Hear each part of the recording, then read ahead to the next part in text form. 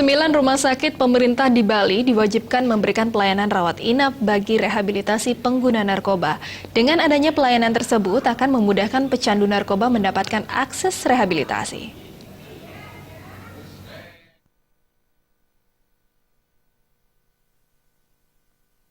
Kepala BNN Provinsi Bali, Brigjen Polisi Putu Swastawo menegaskan rumah sakit pemerintah yang ada di setiap kabupaten kota diwajibkan menerima pasien pecandu narkoba.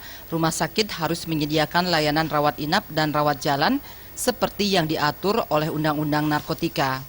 Terobosan yang dilakukan BNNP menurut Putu Swastawo untuk memudahkan pecandu narkoba mendapatkan akses rehabilitasi. Rehabilitasi ini akan dibiayai sepenuhnya oleh pihak BNNP dan pemerintah. Para pecandu narkoba nantinya akan mengikuti proses rehabilitasi rawat inap dengan mengikuti beberapa metode terapi, pengobatan, dan bimbingan konseling. Sesuai dengan amanat Undang-Undang Nomor 35 2009 tentang narkotika, itu ada disebutkan di pasal 55 ayat 2 ya.